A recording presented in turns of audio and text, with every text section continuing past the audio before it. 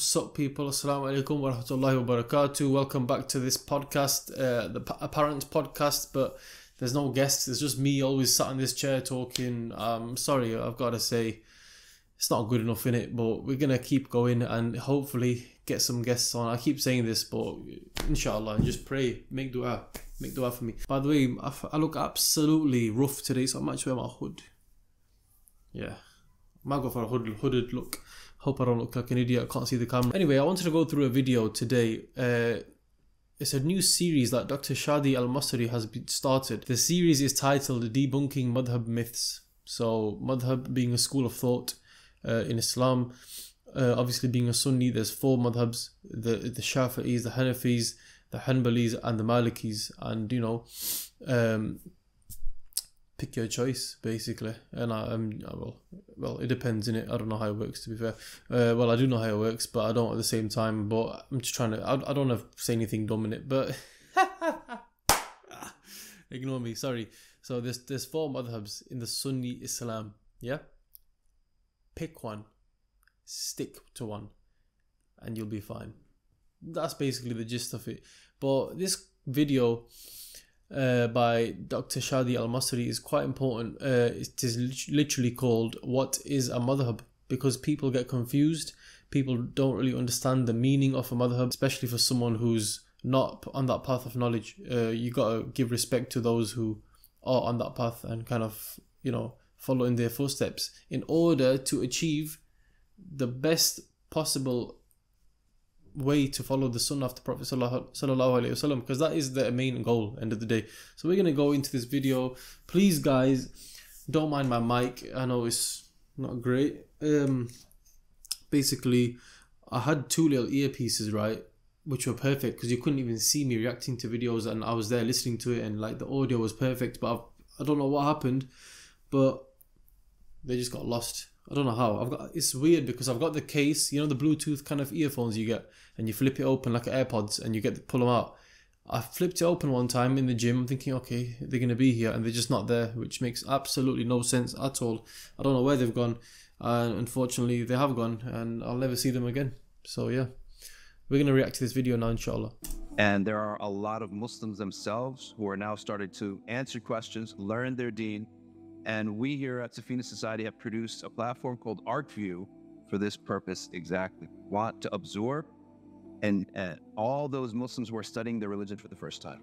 And we want to make it super simple for them. And one of the questions that we have to answer that we often get is why we teach the Sharia, or the sacred law, through the madhabs, right? And there are four madhabs. And this set of videos, I want to share with you why exactly they exist. What is a madhab in the first place? And then why we study them, and answer some questions you may get and hear going around in Muslim circles about madhabs. The first question is, what is a madhab? Finally, we're going to get the answer now. Ladies and gentlemen, representing in the red corner, Dr Shadee Elmasry, debunking the Madhab myths. Quite simply, a madhab is a series of opinions or a method of doing something. A madhab linguistically is a way, and in the field of Sharia, studies of Islam, it's an educated methodology that will help you get to the truth. Okay? And that's what the goal of everybody is. Now, why would we need that when we have a very clear book? The qat'i, explicit. This is important now. This is very important. Why do we need a school of thought or a system or a whatever he said? You know what I mean? A school system when we've got the book there. Let's see. Listen, foundations of the religion have no discussion on them. They're crystal clear. No one is going to differ and say, well, my interpretation is that Mecca is actually in Jerusalem, right? For Hajj. No one's going to say Ramadan is actually not the month of Ramadan that we have now, but it's another month.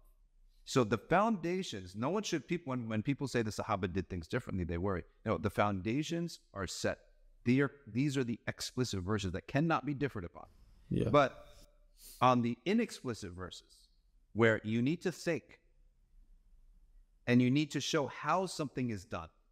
Okay, so we all agree we have to wash our face, our arms, our feet, and wipe our hair, and we'll do it. No one disagrees. But what is washing? So I just dunk it in is enough? So on that, there are madhab. Every field of discipline has madhabs. See, that's actually a good point. See how he said that there are foundations in the religion, like he said, like the month of Ramadan. No one disagrees on when Ramadan is here. Every single Muslim in the world will be fasting in Ramadan on this at the same time. You get it? There are foundations that are explicit, like he said, and then there's areas of, well, this is the whole point of the system, innit? Because there are areas of not doubt, but more of a like opinion and interpreting. So like he said, when he says in wudu, what is washing? Is it, like he said, is it just dunking your arm in? Is it washing it in a specific way? Like, that's when it gets more technical, basically.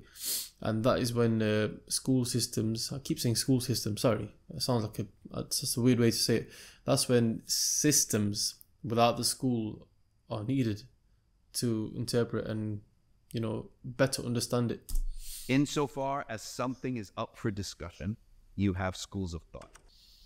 Which hadith are you going to prefer, the hadith of Aisha or Ibn Mas'ud on, for example, the issue of eyebrows, right? Someone might say Ibn Mas'ud is more knowledgeable. So hold on, this is about issue of women. You're taking from Aisha. Aisha is also, the Prophet said, take half your deen from this little red hair. Okay, do I take the part of the deen that's about war that she never attended, right? So she may be the most knowledgeable, but not in matters of warfare. She never attended those. And a person who... Do you get what he's trying to say? That's very interesting. That is very, very interesting. So, yeah. Was with the Prophet 24 hours a day in the masjid was not with him at home, right? So on all these things, you have, it's up for discussion. So a person shouldn't suddenly be scared. Hold on, I thought we had a very solid religion and was unified. Yes, it's unified in what's explicit, the foundations, like a tree. Allah made a tree, the foundation is very strong, the trunk is extremely strong, and the branches are flexible. And that flexibility, Umar ibn Abdul Aziz said, the difference of opinion in the ummah is a mercy. Because people's different circumstances, right, require or can benefit from differences of opinion. Wow, that is so true. The differences in opinion are a mercy because of the different the different circumstances of people. So this is just a little quick video, food for thought, to learn about what exactly is a madhab and why it's important and what is a school of thought and why we need one as the common people. One of the main questions always asked to people is, there's no need to change the religion, or Islam was perfect. Yeah, there's no doubt. Like he said, this is something very clear cut. It doesn't take a lot of intellect to literally understand what a school system is and why it's needed. It does not take a lot of intellect to understand. In my opinion, that's my opinion. The foundations, like he said, the tree is there. It's a massive tree, and the branches are where it gets technical. And there's certain things, like he said, in times of war, whose opinion do you go to? Do you go to Aisha, the Prophet's wife, sallallahu alaihi wasallam? Do you go to her because he said she's half the knowledge of the deen, but she wasn't in the wars. So see, this is what I mean now. So it gets very technical, it gets very tricky, and that's why there are people who study this religion for their whole life.